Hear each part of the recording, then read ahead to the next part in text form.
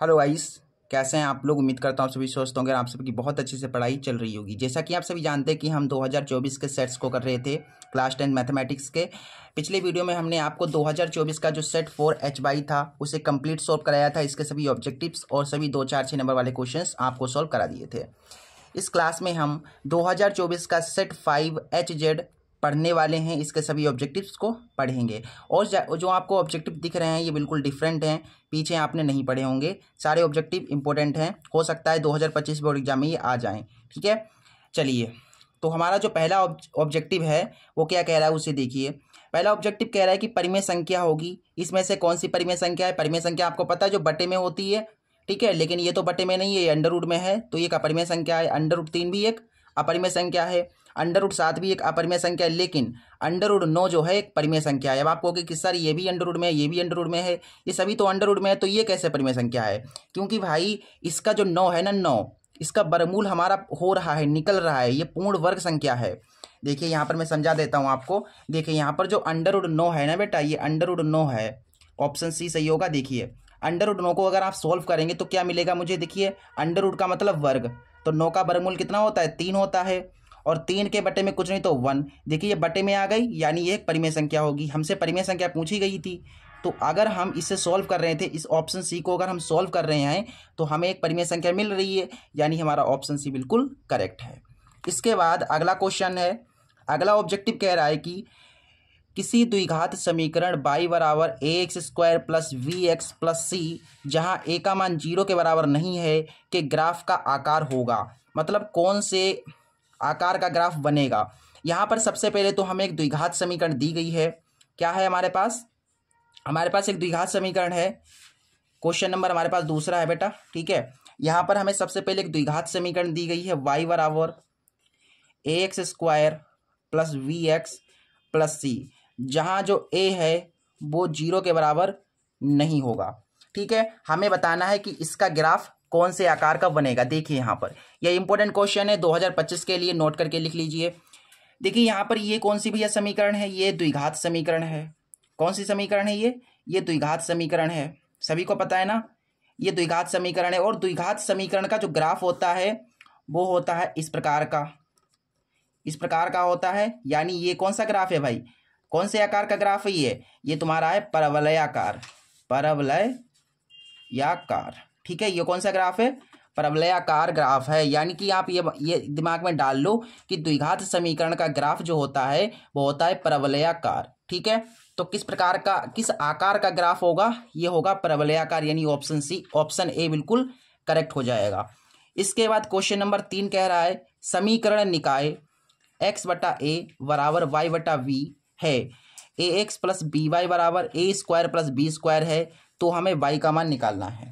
ये क्वेश्चन है, देख लीजिए, बहुत नया क्वेश्चन है और आशा करता हूँ आपने ये क्वेश्चन अभी तक नहीं किया होगा, मुझे पता है, क्योंकि ये नया क्वेश्चन अभी आ रहा है।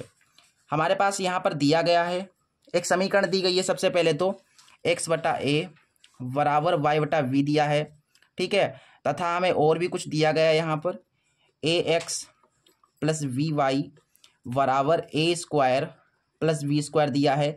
तो ये जो y है ये हमें बताना है कि y का मान क्या होगा। ठीक है, y का मान हमें बताना है और ये चीज़ें हमें दी गई हैं। तो यहाँ पर सबसे पहले हम क्या करते हैं, यहाँ से इस कंडीशन का यूज़ करके यहाँ से हम y का मान निकाल लेते हैं। यहाँ से y का मान निकाल लेंगे और यहाँ पर रख देंगे। ठीक है, y का मान तो फिर हो नहीं पाएगा। ऐसा कीजिए आप यहाँ से x का मान निकाल लो, x का मान निकाल लीजिए और फिर इसमें रख दीजिए, हमें y का मान मिल जाएगा। ठीक है, तो यहाँ से x का मान हम निकालेंगे तो क्या मुझे मिलेगा, देखो x की इधर गुणा हो जाएगी, x भी हो जाएगा, a की y से गुणा होगी, ay आ जाएगा। यहाँ से x हमारा निकल जाएगा, ay गुणा में v है तो ये बटे में आ गया, तो x का मान हमें ये मिल गया। इस x के मान को इस समीकरण में रख दीजिए, जहाँ x है ना वहाँ पर ये रख दो। देखो यहाँ पर क्या है, a है, फिर x, यहाँ पर x है तो x के स्थान पर आपको रखना है ay/v, फिर क्या है प्लस vy है, और बराबर में a² प्लस b² है। हमने कुछ नहीं किया, ये जो दिया गया था यहाँ से x का मान निकाल लिया और फिर इस समीकरण में रख दिया। अब इसको सॉल्व कीजिए, y का मान हमें मिल जाएगा। देखिए a की a से गुणा होगी तो हमें a² y मिलेगा, बट्टे में क्या है v है, फिर प्लस का vy है, बट्टे में इसके कुछ नहीं तो 1 होगा, और हमें बराबर में दिया है a square plus v square. इसकी गुणा इधर कराइए तो a स्क्वायर y ही रहेगा, b की गुणा इधर हो जाएगी तो आ जाएगा v स्क्वायर y, और बटा में b की 1 से गुणा होगी। यहाँ हमारे पास चल रहा है a square plus b square. यहाँ से आप बाई और बाई कॉमन ले सकते हैं ऊपर, तो हमारे पास बचेगा a square plus b square, और बटा में तुम्हारा b है, बराबर में a square plus b square चल रहा है। इसके बाद आप देख सकते हैं ये चीज़ बराबर है, कट गई, यहाँ पर 1 आ गया। ठीक, इसके बटे में कुछ नहीं तो 1, 1 की गुणा y से हो गई तो y आ गया, b की गुणा 1 से हो गई तो b आ गया। तो y का जो मान होगा वो होगा v। y किसके बराबर होगा? v के बराबर होगा। ठीक है, तो y बराबर b, यानी कि इसका जो ऑप्शन सी है वो बिल्कुल करेक्ट है। अगला ऑब्जेक्टिव चौथा, जो कि बहुत ही ज़्यादा इंपॉर्टेंट है, कह रहा है कि यदि समीकरण x square minus 4x plus a बराबर 0 के कोई वास्तविक मूल नहीं है तो इसमें से कौन सा ऑप्शन सही होगा। कोई वास्तविक मूल नहीं है और द्विघात समीकरण दी गई है हमें। चलिए, ये क्वेश्चन है तुम्हारा। देखो, ये क्वेश्चन इंपॉर्टेंट है, मैं फिर से बता रहा हूँ आपको। यहाँ पर क्या है, क्वेश्चन नंबर चौथा, ऑब्जेक्टिव नंबर 4 है। यहाँ सबसे पहले एक द्विघात समीकरण दी गई है जो कि x square minus 4x plus a बराबर 0 है। ठीक है, और बताया गया है कि इस समीकरण के कोई वास्तविक मूल नहीं है, कोई वास्तविक मूल नहीं है। यही तो क्वेश्चन है तुम्हारा। ठीक है, तो हमें यहाँ पर ए का मान बताना है, मतलब इसके इस तरीके से। ठीक है, देखो यहाँ पर सबसे पहले यहाँ पर बताया गया है कि कोई वास्तविक मूल नहीं है। कोई वास्तविक मूल नहीं है, इसकी कंडीशन होती है कि जो डी होगा, जो विविक्त कर होगा, वो 0 से छोटा होगा। यानी जो विविक्त कर होगा वो क्या होगा, जब डी का मान, जो विविक्त कर है, जब विविक्त कर 0 से छोटा होता है तो कोई वास्तविक मूल नहीं होते हैं। इतनी बात तो आपको पता है ना। तो ठीक है, यहाँ पर हम क्या करते हैं, इसका विविक्त कर सबसे पहले निकालते हैं। ठीक है, तो यहाँ से विविक्त कर निकालने का जो सूत्र होता है वो आपको पता है, डी बराबर बी स्क्वायर माइनस 4ac। ये जो डी है वो क्या है, 0 से छोटा है। ठीक है, सबसे पहले यहाँ पर देखिए ए बी सी हमें पता करना पड़ेगा। तो यहाँ पर ये ए है, ये v और ये c है। b का स्क्वायर, b तुम्हारा माइनस का 4 है, स्क्वायर है तो स्क्वायर लगा दो, फिर माइनस का 4, ए तुम्हारा देखो कुछ नहीं, गुणांक में तो 1 होगा, यानी ए तुम्हारा 1 है और सी तुम्हारा ए है। ठीक, और ये जो विविक्त कर, ये जो डी है, ये किसके बराबर होगा, नहीं किसके बराबर होगा, ये होगा 0 से छोटा नहीं होगा। ठीक है, ये जो विविक्त कर आपने निकाला है, ये जो डी निकाला है, वो 0 से छोटा होना चाहिए। 0 से छोटा होगा तभी तो कोई वास्तविक मूल नहीं होंगे। ये कंडीशन हमें दी गई है, इसी का फॉलो करना है हमें। देखो यहाँ पर 4 चौके 16, फिर यहाँ से 4 कम 4 यानी 4a आ जाएगा, और ये सब कुछ 0 से छोटा होगा। ठीक, फिर यहाँ पर हमें मिल जाएगा 16 माइनस का 4a है। ठीक है, और ये ठीक है, ये माइनस का 4a जब इधर भेजेंगे आप तो क्या हो जाएगा, ये हो जाएगा प्लस का 4a, और ये 4 से कट जाएगा, 4 चौके 16, यानी कि जो a आ गया है वो आ गया है 4 से बड़ा। ठीक है, सही है ना, बिल्कुल सब कुछ ठीक। तो यहाँ से जो है ये कौन सा ऑप्शन सही हो जाएगा बताओ। ए का मान 4 से बड़ा है, ए का मान 4 से बड़ा है, यानी कि इसका ऑप्शन बी बिल्कुल करेक्ट है। इसके बाद क्वेश्चन नंबर 5वां कह रहा है, अनुक्रम दिया गया है √2 कुछ इस तरीके से का 10वां पद क्या होगा। इसका 10वां पद हमें बताना है। ठीक है, ये क्वेश्चन है तुम्हारा। सबसे पहले इसमें हमें एक एपी दी गई है, एक अनुक्रम दिया गया है। अनुक्रम तुम्हारे पास ये है, देखो √2, फिर कामा है, फिर 2 √2 है, फिर 3 √2 है, इस तरीके से चलेगा। का 10वां पद हमें बताना है, का 10वां पद हमें बताना है। ठीक है, चलिए यहाँ पर देखिए, सबसे पहले हम इस अनुक्रम का प्रथम पद पता कर लेते हैं। तो प्रथम पद इसका जो होगा वो होगा √2, पहला पद यही तो है, ये पहला पद है, ये दूसरा और तीसरा ऐसे करके है। और डी कैसे निकलता है, डी निकलता है दूसरे वाले पद से पहले वाले पद को घटा करके। तो डी तुम्हारा दूसरा पद ये है माइनस पहला पद, ऐसे तो डी निकलता है, डी बोले तो सर्वांतर। यहाँ से अंडर रूट 2 कॉमन है, ठीक है, तो बचेगा 2 माइनस का 1। तो आप देख सकते हैं यहाँ पर हमारे पास आ गया 2 में से 1 गया 1, यानी यही आएगा केवल, डी मिल गया। चलिए हमें 10वां पद बताना है, तो ए एन वाला सूत्र लगा देते हैं यहाँ पर। ए एन बराबर होता है a plus n minus 1 into d. ठीक, वहाँ पद निकालने के लिए यही सूत्र होता है। जैसे 10वां पद, 8वां पद, 18वां पद, ऐसा करके आपसे कोई भी पद पूछा जाए तो यही आपको सूत्र लगाना है। देखो यहाँ पर जो ये 10वें का मतलब क्या होता है, एनवा, यानी एन हमें दिया गया है 10। ठीक, एन 10 दिया गया है, ए हमने निकाल लिया, डी हमने निकाल लिया, इन मानों को इस सूत्र में रख दो। ठीक है, हमें 10वां पद मिल जाएगा। ए एन, एन के स्थान पर 10, फिर ए है, ए तुम्हारा अंडर रूट 2 है, फिर एन के स्थान पर 10 रखना है -1, फिर डी के स्थान पर अंडर रूट 2 को रखना है। तो यहाँ से हमें 10वां पद देखने को मिलेगा अंडर रूट 2, 10 में से 1 गया 9 बचे। तो यहाँ से देखो 9 अंडर रूट 2 हैं और 1 अंडर रूट ये हो जाएगा, तो हो जाएंगे कुल मिलाकर के 10 under root 2। 9 under root 2 plus 1 under root 2 ये है, तो 9 और 1 10, 10 अंडर रूट 2 हो गए, यानी कि 10वां पद ये हो जाएगा तुम्हारा। ठीक, और इसका मतलब क्या है, इसका मतलब क्या है, ये जो बाहर नंबर होता है, देखो याद रखिएगा, इसके बाहर अंडर रूट के बाहर जो संख्या लिखी होती है, ठीक है, वो होती है हमेशा स्क्वायर में। ठीक, स्क्वायर में होती, तो ये जो संख्या लिखी हुई है स्क्वायर में है, तो 10 का स्क्वायर क्या होगा, 10 का स्क्वायर हो जाएगा 100, और 100 की अंदर गुणा हो जाएगी 100 दूना 200। ठीक, फिर ये अंडर रूट लग जाएगा यहाँ पर इस तरीके से, तो हमें मिल जाएगा यहाँ से 200।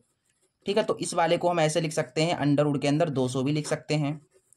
ठीक, तो ये वाला आंसर मिल जाए, ठीक है, ये ऑप्शन में हो तो इसे देख लो, नहीं तो ये आपका मिल जाएगा। देख लीजिए यहाँ पर हमें ये ऑप्शन जो सी है वो बिल्कुल सही है। अगर यहाँ पर ये यहाँ पर हो जाता, अगर यहाँ यही वाला ऑप्शन में दिया जाता, यहाँ पर देखो 10 अंडर रूट 2, तो हम इसी को टिक मार देते। हमने आगे क्यों बढ़ाया, क्योंकि ये ऑप्शन में नहीं था, और इसको हम ऐसे लिख सकते हैं। ठीक, अगला क्वेश्चन, क्वेश्चन नंबर 6 क्या कह रहा है, निम्नलिखित सारणी का माध्य ज्ञात करना है, हमें माध्य निकालना है। यहाँ पर देखो यहाँ पर एक सारणी दी गई है, पहले तो वर्ग अंतराल है, वर्ग अंतराल, और एक दी गई है मुझे आवृत्ति, आवृत्ति दी गई है, और ये दिया गया 0 से 5, 5 से 10, 10 से 20, 20 से 0 से 5, 5 से 10 और 10 से 15 है, और 15 से 20 है। ठीक, ऐसे करके है। फिर यहाँ पर है 2, 4, 6 और 10। ठीक है, हमें माध्य निकालना है ना। देखिए यहाँ पर माध्य निकालने का जो सूत्र होता है वो आप सभी को पता है। माध्य निकालने का सूत्र होता है sigma fx upon sigma f, ये होता है माध्य निकालने का सूत्र। सबसे पहले हमें x की जरूरत पड़ेगी, तो हमें x निकालना पड़ेगा। अब कहोगे सर f कहाँ पर है, अंतराल के सामने जो आवृत्ति दी गई है वही f कहलाएगी। x हमें बनाना पड़ेगा अपने तरफ से। x बनाने का तरीका क्या होगा, x बनाने का तरीका जो होता है वह ये जो अंतराल हमें दिया गया है इनको पहले जोड़ना है, फिर उसका आधा करना है। जैसे 5 में 0 जोड़ोगे 5, और 5 का आधा करोगे तो आ जाएंगे 2.5। ऐसे ही 10 और 5 15, 15 का आधा हो जाएगा 7.5। 15 और 10 25, 25 के आधे 12.5। ऐसे करके यहाँ पर 15 और 20 35, 35 के आधे 17.5, 35 के आधे इतनी तो होंगे। हमें f मिल गया, x मिल गया, लेकिन fx नहीं मिला। यानी fx कब मिलेगा, जब आप f की x से गुणा कराओगे तभी हमें fx मिलेगा। ये f है और ये x है, जब f और x की गुणा करा देंगे आप तो हमें fx मिल जाएगा। इनकी गुणा कराओ, देखो 2 पंचे 10, 2 दूना 4 और 1 5 आ जाएगा। 4 पंचे 20, 20 का 0 हासिल 2, 4 से 28, 29, 30, 6 पंचे 30, 0 हासिल 3, ये आ जाएगा। ठीक है, इस तरीके से। और इसकी गुणा कराएंगे 10 पन्ना 50 का 0 हो जाएगा। देखो यहाँ से 17.5 है, गुणा करानी है 10 से, पॉइंट काटोगे 10 बढ़ेगा, ये कट जाएगा 175 आ जाएगा यहाँ पर। ठीक है, सब कुछ सही है। यहाँ पर हमें लग रहा है मिस्टेक हो रही है। बात छंग 72, ये गलत हो गया यहाँ पर देखो 12.5 है ना, 12.5 इसकी गुणा करानी है 6 से, तो देखो 6 पंचे 30, 6 दूना 12 और 3 या 12 3 हो जाएगा 15, 6 कम 6 और 1 7, यानी 75 आना चाहिए था यहाँ पर, क्योंकि बात छंग 72 और 72 में 3 जोड़ोगे तो 75 यहाँ पर आएंगे। ठीक है, इस तरीके से ये सिग्मा है। इस सिग्मा का मतलब क्या होता है मैंने आपको बता रहा हूँ, मैं शुरू से आपको बताते आ रहा हूँ कि सिग्मा का मतलब होता है योग, यानी जोड़ना। ठीक है, तो हमें यहाँ पर एफ एक्स को क्या करना है, जोड़ना है। तो ये एफ एक्स से इसको जोड़ देते हैं हम, तो हमें मिल जाएगा सिग्मा एफ एक्स।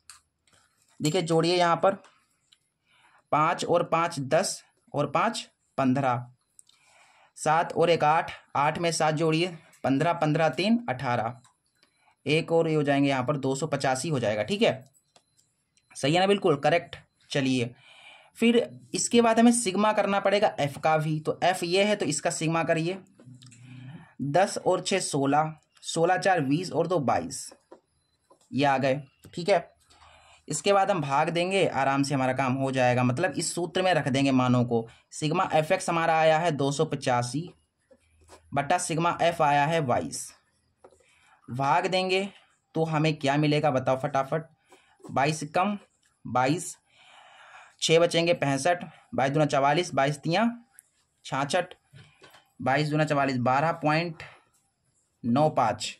ठीक है, ये आ जाएगा 12.95 12.95। इसका जो ऑप्शन सी है वो बिल्कुल करेक्ट है। ठीक है, ऑप्शन सी बिल्कुल करेक्ट है। आगे देखिए अगला क्वेश्चन नंबर 7वां कह रहा है कि यदि त्रिभुज ए बी सी तथा त्रिभुज डी ई एफ में A B upon D E बराबर है B C upon F D, तो वे दोनों त्रिभुज समरूप होंगे। मतलब कब समरूप होंगे, जब ये बराबर, मतलब इस तरीके से है। चलिए देखते हैं। सबसे पहले ये जो कंडीशन हमें दी गई है इसे फॉलो करेंगे और हमारा काम हो जाएगा। देखो क्वेश्चन नंबर 7वां है, हमें क्या गिवन है बेटा। हमें सबसे पहले दिया गया है एक त्रिभुज बनाना है ए बी सी और एक त्रिभुज बनाना है डी ई एफ। ठीक है, एक त्रिभुज मैंने बना लिया ए बी सी, ये तुम्हारा है ए, इसको ए मान लो, इसको बी मान लो और इसको सी मान लो। फिर एक और त्रिभुज बनाना है आपको, वो त्रिभुज बनाना है आपको डी ई एफ। क्या बनाना है, डी ई एफ। तो ये मान लीजिए यहाँ पर डी, यहाँ पर ई और यहाँ पर एफ।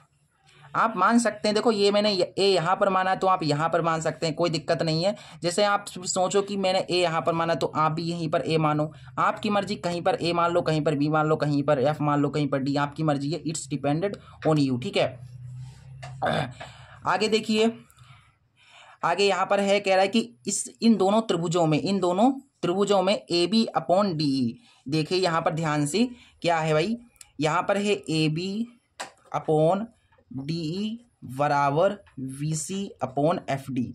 ये चीज़ भी हमको दी गई है, ये त्रिभुज तो दिए ही गए हैं। इनके साथ साथ ये भी बताया गया है कि जो ए बी है वो डी ई के संगत है, यानी जो ए बी होगा वो इस डी ई के क्या हो जाएगा, संगत हो जाएगा।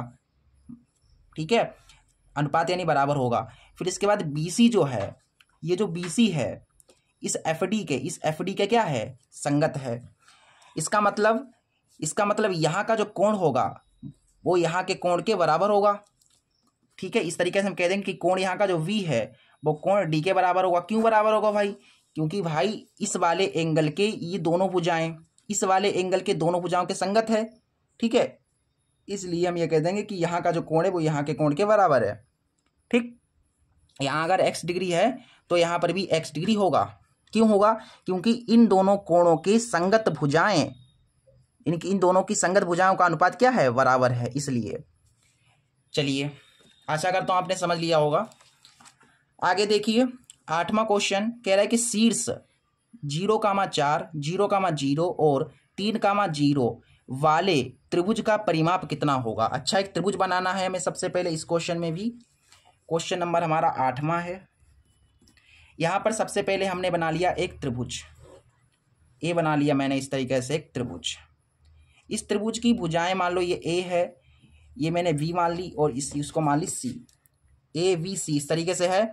ए तुम्हें दिया गया है 0,4 और इसको v मान लिया, तो यहाँ पर 0,0 को रख दो, यहाँ पर रख दो 3,0 को। हमें इस त्रिभुज का परिमाप बताना है। परिमाप क्या होता है बताओ बेटा? परिमाप हमें बताना है, त्रिभुज का परिमाप बताना है। परिमाप का दूसरा नाम होता है परिधि।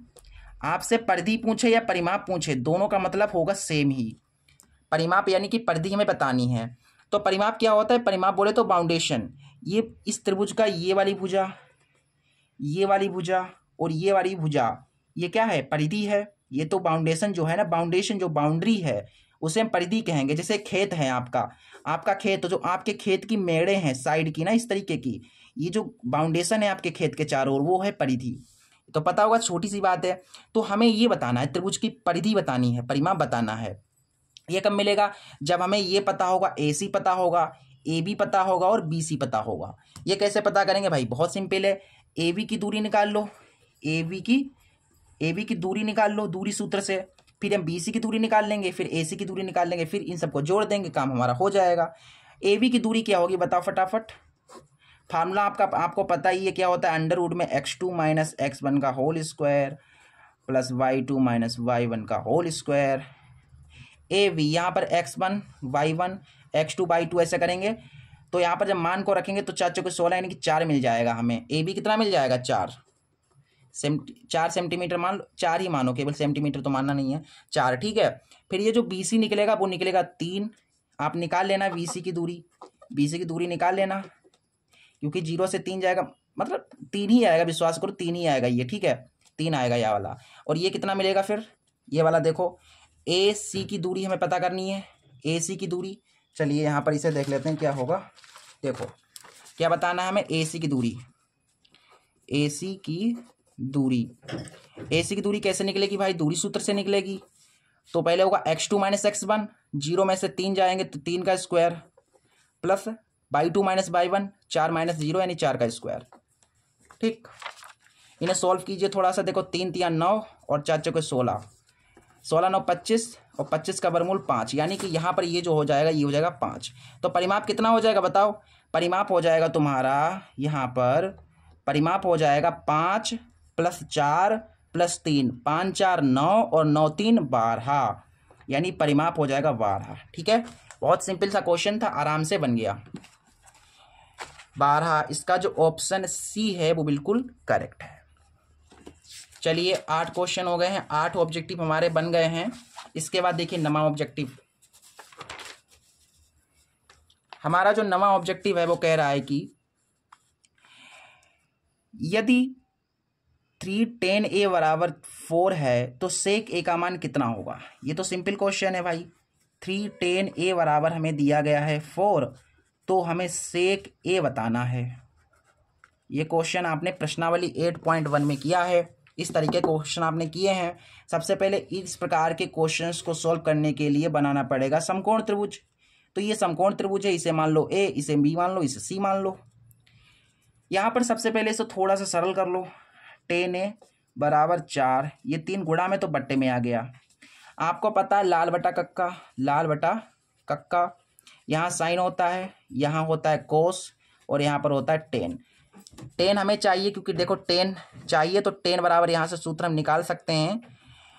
टेन यहाँ पर है यानी कि लंब बटा आधार, L बटा A, L माने लंब, A माने आधार, L बटा A होता है ना टेन A बराबर यही तो होता है। तो L ऊपर है, A नीचे है, यानी लंब तुम्हारा 4 हो गया, आधार तुम्हारा 3 हो गया। तो कर्ण तुम्हारा कितना होगा? ये हो जाएगा 4 चौके 16, 16 3 मतलब 25 आ जाएगा, यानी कि 5 ही आ जाएगा तुम्हारा। ठीक है, पाइथागोरस लगाइएगा इसको, ये आ जाएगा आपका। नहीं तो मैं करके दिखा देता हूँ, रुक जाओ, इसे 5 रहने दो, अभी निकाल के बताता हूँ। पाइथागोरस लगाओ सबसे पहले, तो पाइथागोरस से मैं सोच रहा हूँ आपको ये पता होगा ना, तभी मैंने डायरेक्ट लिख दिया। चलो मैं बता देता हूँ। कुछ लोग फिर कमेंट करेंगे कि, कुछ बच्चे कमेंट करेंगे कि सर आपने ऐसे डायरेक्ट कैसे लिख दिया, बता देते। ठीक है, तो मैं बता रहा हूँ। पाइथागोरस लगाएंगे। देखो हमें त्रिभुज का लंब पता है, आधार पता है, कर्ण निकालना है। पाइथागोरस लगा सकते हैं। पाइथागोरस क्या कहती है कि कर्ण स्क्वायर, क्या कहती है भैया? कर्ण स्क्वायर बराबर होता है लंब का स्क्वायर प्लस होता है आधार का स्क्वायर। कर्ण हमें निकालना है, ठीक है, स्क्वायर है बेटा, ये बराबर लंब, लंब कितना है 4, स्क्वायर लगा दो, आधार का स्क्वायर कर दो, आधार 3 है, इसका स्क्वायर। तो कर्ण का स्क्वायर हमें मिल जाएगा, देखो 4 चौके 16 और 3 तिया 9, तो कर्ण 16 9 25 और इसका स्क्वायर हटा लोगे तो रूट लग जाएगा। यहाँ से हमें कर्ण मिल गया 25 का वर्गमूल 5, देख लीजिए 5 आ गया ना।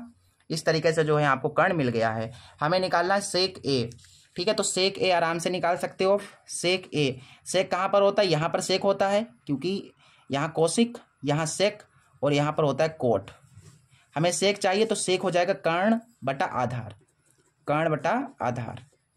देखो सेक ए कर्ण, कर्ण कितना है बताओ, कर्ण तुम्हारा 5 है बटा आधार, आधार तुम्हारा 3 है, 5 बटा 3 हमारा आंसर हो जाएगा, 5 बटा 3 हमारा आंसर होगा। ऑप्शन डी बिल्कुल करेक्ट है इसका। अगला 10वां ऑब्जेक्टिव कह रहा है यदि tan alpha plus coat alpha बराबर 5 है तो ten square alpha plus coat square alpha का मान कितना होगा। ये तुम्हारा क्वेश्चन है। चलिए क्वेश्चन नंबर 10, ऑब्जेक्टिव नंबर 10 हमारा है। सबसे पहले हमें गिवन है tan alpha plus coat alpha बराबर 5। ये क्या है, ये हमें दिया गया है, ठीक है, ये दिया है। तो हमें बताना है ten square alpha plus coat square alpha का मान कितना होगा, ये चीज़ हमें बतानी है बेटा, ठीक है।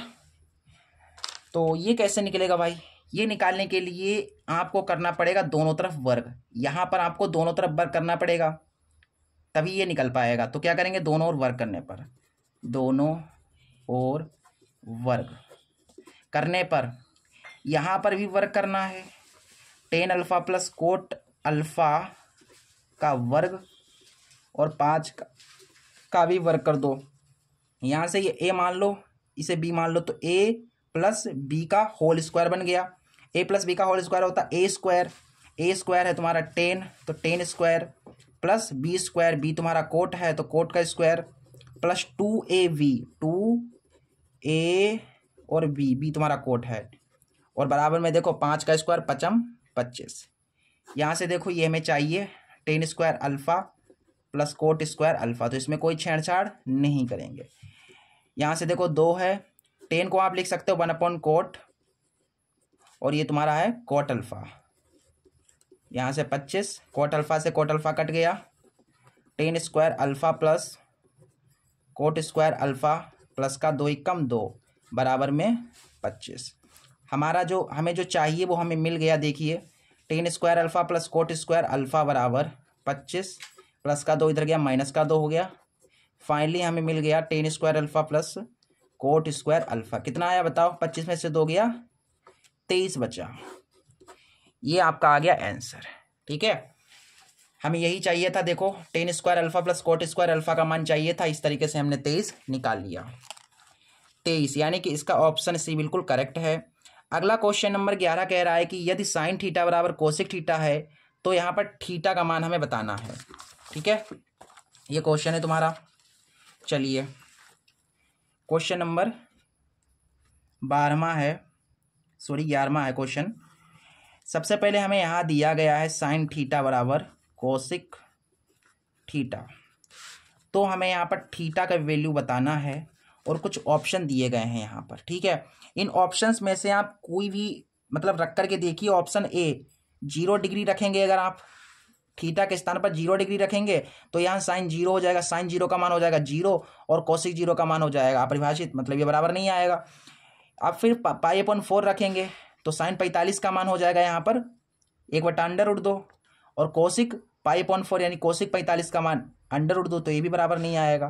फिर यहाँ पर आप 90 डिग्री जब रखेंगे, जब आप थीटा का मान π/2 रखेंगे तो देखिए यहाँ पर साइन थीटा के स्थान पर π/2 बराबर कोसिक थीटा के स्थान पर π/2। एक चीज़ समझ लीजिए, देखिए एक चीज़ को मैं आपको समझाना चाहता हूँ, शायद आपको ना पता हो। देखिए पाई का जो मान होता है वो होता है 180 डिग्री के बराबर, ठीक है। इस तरीके से हम ये कह सकते हैं कि 30 डिग्री होती है। 30 डिग्री को हम कैसे लिखेंगे, इसे लिखेंगे π/6, क्योंकि पाई के स्थान पर आप देखो, पाई के स्थान पर 180 रखोगे और बटा में 6 6 3 18 फिर से 30 आ जाएगा। मतलब जो 30 डिग्री है इसका जो मुख्य मान होगा वो ये होगा, ठीक है। इसी प्रकार से 60 डिग्री का देख लो, 60 डिग्री का हो जाएगा π/3, ठीक। और 45 डिग्री का मुख्य मान हो जाएगा π/4 और 90 डिग्री का क्या हो जाएगा, 90 डिग्री का हो जाएगा π/2। ठीक है, तो यहाँ पर जो π/2 का मतलब क्या है 90 डिग्री, साइन 90 डिग्री का मान हो जाएगा 1, कोसिक 90 का मान हो जाएगा 1, यानी कि हमारा जो थीटा होगा वो क्या होगा π/2 होगा, क्योंकि इसी को रखने पर ये दोनों बराबर आ रहे हैं। क्वेश्चन नंबर 12 कह रहा है कि यदि sine theta minus cos theta बराबर 0 है तो साइन की पावर 4 थीटा प्लस कोस की पावर 4 थीटा का मान ज्ञात कीजिए। ये है तुम्हारा क्वेश्चन, बहुत बढ़िया क्वेश्चन है। क्वेश्चन नंबर 12 सबसे पहले हमें यहाँ पर दिया है बेटा, दिया गया है कि sine theta minus cos theta बराबर 0 है तो हमें साइन की पावर 4 थीटा प्लस कोस की पावर 4 थीटा का मान बताना है। ठीक है, तो ये कैसे आएगा, देखो इसका एक लॉन्ग मेथड है, लेकिन वो करोगे तो आपका टाइम बहुत ज़्यादा चला जाएगा। मैं आपको एक शॉर्ट ट्रिक बताता हूँ इसके लिए। सबसे पहले जो है यहाँ पर थोड़ा अपना माइंड अगर यूज़ कर लेंगे ना, थोड़ा अपना IQ अगर लगा लेंगे, थोड़ा माइंड लगा लेंगे, यहाँ पर आराम से क्वेश्चन बन जाएगा। सबसे पहले इसको थोड़ा सा सरल करो, जो हमें दिया गया है ये चीज़, तो इसे हम ऐसे लिख सकते हैं साइन थीटा बराबर कोस थीटा। अब यहाँ पर सोचो कि थीटा का कौन सा मान रखने पर ये दोनों बराबर आ जाएंगे। अब अगर आप थीटा के स्थान पर π/4 ऐसे समझो, थीटा के स्थान पर 45 डिग्री रखोगे, ठीक है, थीटा के स्थान पर 45 डिग्री रखोगे तो ये बराबर आ जाएंगे। देखो ना, रख करके देखो, साइन 45 यहाँ पर और यहाँ पर कोस 45। साइन 45 का मान 1/√2 और कोस 45 का मान भी 1/√2, ये बराबर आ गए। यानी कि थीटा का मान 45 रखने पर ये दोनों बराबर आ जाएंगे। मतलब थीटा का मान कितना होगा यहाँ पर 45 डिग्री होगा। भाई जो थीटा का मान आ गया वो यहाँ पर रख दो। क्या है हमारे यहाँ पर है देखो, साइन की पावर 4 थीटा, थीटा कितना 45 डिग्री है, 45 डिग्री, फिर उसका पावर में 4 करना है, फिर कोस है 45 रख दो, पावर में 4 कर दो। ठीक है, कुछ नहीं मैंने किया बेटा, कुछ भी मैंने नहीं किया, जो हमें दिया गया था उसको मैंने सोल्व करके थीटा का मान निकाल लिया। जो थीटा का मान आया वो हमें इसमें मैंने रख दिया, आंसर में आ जाएगा। देखो साइन 45 का मान 1/√2 पावर में 4 है, फिर कोस 45 का मान 1/√2 पावर में 4 है। 1 का स्क्वायर करोगे तो 1 आएगा, √2 की पावर 4, √2 की पावर 4, यानी कि √2 कितनी बार है 4 बार है। ऐसे करके है। इसको सोल्व करोगे तो 2 आएगा, इसको सोल्व करोगे तो 2 आएगा, कुल मिलाकर के 2 दूना 4 हमें मिल जाएगा। मतलब इसका वैल्यू 4 आएगा। इसी प्रकार से 1 का स्क्वायर 1 की पावर 4 करोगे तो 1 आएगा, √2 की पावर 4 करोगे तो कितना आएगा 4 आएगा। नीचे 1 जैसे हैं तो एक बार लिख लेंगे, ऊपर 1 और 1 2 हो गए, 2 1 कम 2, 2 दूना 4, यानी 1/2 हमारा ये हो गया आंसर। 1/2 हमारा आंसर आ गया। इस तरीके से इसका जो ऑप्शन बी है वो बिल्कुल करेक्ट है। अगला क्वेश्चन नंबर 13 है, कह रहा है कि एक बिंदु Q से एक वृत्त पर स्पर्श रेखा की लंबाई 24 सेंटीमीटर तथा Q की वृत्त के केंद्र से दूरी 25 सेंटीमीटर है, तो वृत्त की त्रिज्या हमें बतानी है। ये आपका क्वेश्चन है और बहुत आसान सा क्वेश्चन है ये। देखो इस तरीके के क्वेश्चन आपने कई किए हैं, ठीक है। देखो यहाँ पर क्वेश्चन नंबर 13 है। सबसे पहले इस क्वेश्चन में कुछ है नहीं, एक वृत्त बनाना है आपको, ठीक है। किस एक बिंदु Q से एक वृत्त पर स्पर्श रेखाओं, यानी कि एक बिंदु Q है तुम्हारा, एक बिंदु Q है, यहाँ से इस बिंदु Q से आपको स्पर्श रेखाएं डालनी हैं। जैसे मैंने एक स्पर्श रेखा ये डाल दी और एक स्पर्श रेखा डाल दी है, मतलब 2 स्पर्श रेखाएं पड़ गई। स्पर्श रेखा की लंबाई 24 है, मतलब ये 24 है भैया, ठीक है, ये 24 सेंटीमीटर है, सॉरी 25 लिख गया, 24 है, यहाँ पर 24 सेंटीमीटर है, ये 24 है तो ये वाले भी 24 ही होगा। Q की वृत्त के केंद्र से दूरी, ये Q है और वृत्त का केंद्र यहाँ पर है, इस Q की इस केंद्र से दूरी हमें दी गई है 25 सेंटीमीटर, ये 25 सेंटीमीटर हमें दिया गया है। तो ये जो वृत्त की जो त्रिज्या है, ये जो वृत्त की त्रिज्या है हमें ये बतानी है। तो इसको A मान लो, इसको V मान लो, हमें A भी बताना है। यहाँ पर 90 डिग्री बन रहा है, यानी कि ये त्रिभुज ABQ समकोण है। अब समकोण है तो पाइथागोरस यहाँ पर लगा सकते हैं। पाइथागोरस कब लगती है मुझे फटाफट बताओ। पाइथागोरस तब लगती है जब हमें त्रिभुज की दो भुजाएं पता होती हैं, तीसरी भुजा नहीं पता होती है। इसी प्रकार देखो हमें यहाँ पर दो भुजाएं पता है, एक भुजा ये और एक भुजा ये पता है, लेकिन ये तीसरी भुजा नहीं पता है, इसलिए हम पाइथागोरस लगाएंगे। पाइथागोरस क्या कहती है बताओ फटाफट। पाइथागोरस प्रमेय से, पाइथागोरस प्रमेय कहती है कि कर्ण स्क्वायर 90 डिग्री के सामने ये भुजा हो जाएगी कर्ण। कर्ण स्क्वायर, कर्ण तुम्हारा 25 है बराबर, कर्ण स्क्वायर बराबर लंब स्क्वायर। लंब तुम्हारा क्या है, लंब तुम्हारा ये ए बी है, प्लस आधार स्क्वायर, आधार तुम्हारा 24 है। 25 गुणा 25 625 आ जाएगा। यहाँ से ए बी का स्क्वायर 24 गुणा 24 करिए तो कितना आएगा, 4 चौको 16, 4 दूनी 8 और 1 9, 9 और 24 दूना 48, 6 17 576 आ जाएगा। प्लस का 576 इधर ले आइए तो ये हो जाएगा तुम्हारा माइनस का 576 बराबर में ए बी स्क्वायर। यहाँ से दाई लिया 15, 15 में से 6 गया 9 बचा, यहाँ 11, 11 में से 7 गया 4 बचा। ए बी का square, A B square square हटा लोगे तो 49 के ऊपर लग जाएगा रूट, तो हमें जो त्रिज्या मिल जाएगी, देखो 49 का वर्गमूल 7 होता है ना, तो हमें जो त्रिज्या मिल गई है वो मिल गई है 7 सेंटीमीटर। ठीक, 7 सेंटीमीटर मिल गई। इस तरीके से हमारी जो त्रिज्या हो जाएगी वो हो जाएगी 7 सेंटीमीटर, यानी कि इसका ऑप्शन ए बिल्कुल करेक्ट है। क्वेश्चन नंबर 14 कह रहा है कि यदि एक बिंदु P से O केंद्र वाले किसी वृत्त पर PA और PB स्पर्श रेखाएं परस्पर 80 डिग्री एंगल पर झुकी हैं तो कोण POA कितना होगा। बहुत आसान सा क्वेश्चन है। देखिए जो क्वेश्चन ऊपर मैंने किया है उसी तरीके से क्वेश्चन भी हो जाएगा। सबसे पहले एक वृत्त है, ठीक है। इस वृत्त में देखिए क्वेश्चन को ध्यानपूर्वक पढ़ना है। सबसे पहले तो यदि एक बिंदु P से O केंद्र वाले, अच्छा इसका केंद्र जो है वो O है, बता दिया इन्होंने, केंद्र O है, और एक बिंदु P से, एक बिंदु P मैं मान लेता हूं यहां से एक बिंदु P है, इस वाले बिंदु से PA और PB स्पर्श रेखाएं, अच्छा PA यहां से एक स्पर्श रेखा खींची और एक स्पर्श रेखा मैंने ये खींची। ये जो स्पर्श रेखा यहाँ पर ये स्पर्श बिंदु है इसे A नाम दे दीजिए। देखो PA स्पर्श रेखा हो गई और इस वाले को दे दो V नाम। तो देखो PA और PB स्पर्श रेखा हमारी हो गई, ठीक है। इसको इससे मिला दीजिए, इसको इससे मिला दीजिए। तो बताया गया है कि स्पर्श रेखाएं परस्पर 80 डिग्री कोण पर झुकी हैं, यानी एक स्पर्श रेखा ये है और एक स्पर्श रेखा ये है, ये दोनों झुकी हुई हैं कितने डिग्री एंगल पर, ये झुकी हुई हैं 80 डिग्री के कोण पर। ठीक, चलिए बहुत बढ़िया है। तो हमें यहाँ पर कोण POA बताना है। क्या बताना है, हमें बताना है कोण POA कितना होगा, ये हमें बताना है। बहुत बढ़िया क्वेश्चन। POA मतलब इसको पहले इससे मिलाना पड़ेगा हमें, यानी POA ये वाला एंगल बताना है, ठीक है। यहाँ का ये एंगल हमें बताना है। बहुत बढ़िया क्वेश्चन है। देखिए सबसे पहले ये जो है ना बेटा, ये इस त्रिभुज POA का कोण है, यहाँ का कोण हमें पता है ना बेटा, यहाँ का कोण कितना है 90 डिग्री है, और यहाँ का कोण भी 90 डिग्री होगा क्योंकि त्रिज्या लंबवत होती है। यहाँ 90 डिग्री हो गया।